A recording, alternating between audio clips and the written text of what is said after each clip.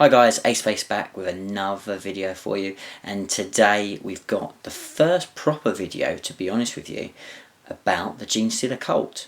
So I've been working on the Genestealer Cult now for a little while. It's kind of been something that's been going on in the background, mainly because some very cool people have been helping with the production of this army. So that's the main reason why you've not seen that much of it, though the keen-eyed among you, my followers on Instagram and on Facebook, would have seen quite a few updates there. So this won't come a complete surprise to quite a few people, but those of you who just watched the videos, this will be the first you'll probably see of the Genestealer Cult. So what you have in front of you, this beautiful collection of Genestealer Cult vehicles, are all done courtesy of the amazing painting studio that is Ravensblade Painting. Now if you haven't already, I will put a link down below so you can check out the quality of these guys' work. So it is a little bit of a one-man band at the moment. So Keith, who very kindly helped me out with my Genestealer Cult project by producing these fantastic vehicles, is an amazing painter. He's done some work for the Geeks 40k guys, and he has a portfolio of incredible work. He really is a very talented artist, and one that I could not help but absolutely use to produce these awesome looking vehicles. So I'm going to give you guys a little bit of a look. I'm going to give you a bit of a 360 on these vehicles, and then I will put some pictures at the end so you can kind of get some looks there. So basically what we've got here is we've got 2 trucks and we've got 2 Rockgrinders. So I just kind of wanted a bit of everything. Now potentially the vehicles aren't necessarily the most strongest competitive side of the Genestealer Cult army, but they do add you something, particularly if you run in a CAD. The trucks are obviously objective secure, which is nice.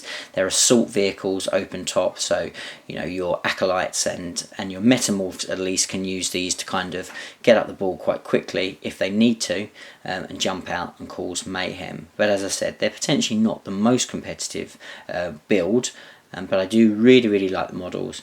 I want to field them. I think they're very cool. And there's still some fun stuff you can do with them, so I couldn't help but get hold of some. So let's start off with the Rockgrinders. So let's just have a little look here. Let's zoom in so you can kind of get a little look.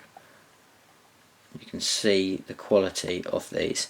So we've gone for, you know, a little bit of battle damage, a little bit of wear and tear, which I think you can see from the grinder itself. But not overkill. I want them still to look fairly clean, which is kind of generally my style when I do battle damage anyway, so it should hopefully complement anything that I decide to add to this force in the future. But if you can see there, the quality and detail that the guys have gone into is incredible. You've got a lovely sort of wear and tear on there, but you can still pick out all the details. You know, it's really absolutely blown me away when I got these through. He's done an incredible job. All the edges highlighted, all the right amount of detail. Really cool. Even look, you can see, you know, look, if you look at the little display that the guy's working on, you know, you can see all the detail on there.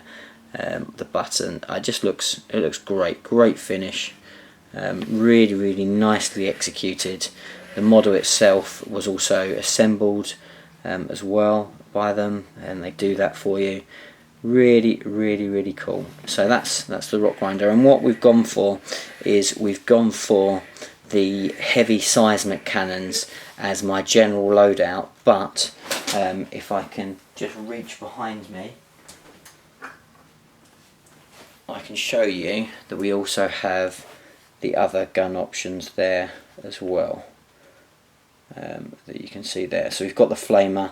I decided that I didn't want the mining lasers. I've got enough of them on my little guys. We just thought the flamers would be quite nice, but generally I think we'll opt for the seismic cannons. They're a really cool weapon. They can be devastating if you roll hot, so really cool.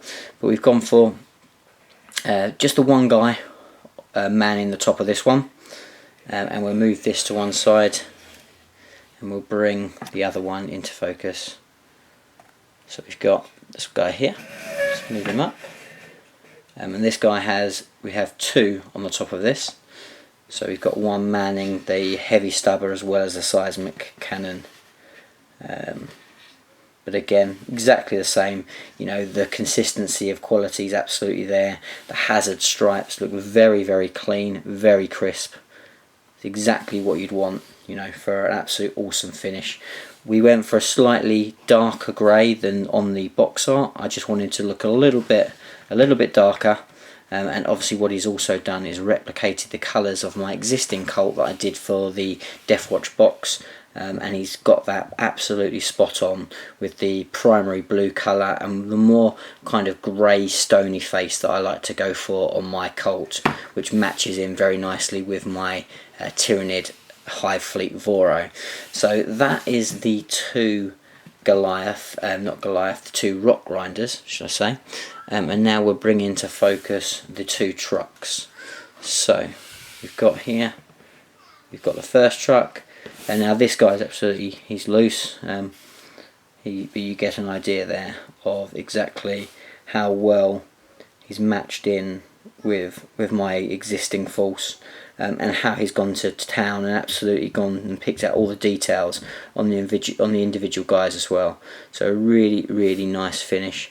But again, if we look at the truck, really nice, consistent. You've got all the different layers and colours of sort of erosion and weathering inside. All the details, all the buttons are all picked out. Absolutely incredible. All the wheels, he's edge highlighted all the tread on all the wheels, so very easy to just, you know, and what I would do technically is just weather the hell out of that tyre tread. But what he's done is he's absolutely highlighted each individual tread, so it really stands out, and you kind of get the look and feel of those sort of big rubber tracks, which is really cool. Again, all the weathering to the nice level. And not a rushed weathering effect there. Every little nook and crook off it has been highlighted up properly, as you'd like to think, you know. So incredible job there. So that's the one that's not really manned, if you like, that one. And then we've gone for one that's absolutely ram-packed with cultists, or should I say neophytes. So yes, he's popped them all in here, as I said. He was really keen to kind of do this one like this, which is great to kind of add all the extra detail, the extra guys all crammed in there. Really cool, and it gives me a nice little difference between the two trucks, so I can see between the two of them. Again, where the little hatches, you can see all the details, all the buttons, all the details within the guys, all consistent, all absolutely awesome on every single one of these trucks. So yeah, thank you very much to Raven's Blade Painting. As I said, the link is below. You can see all the other amazing work that they have produced.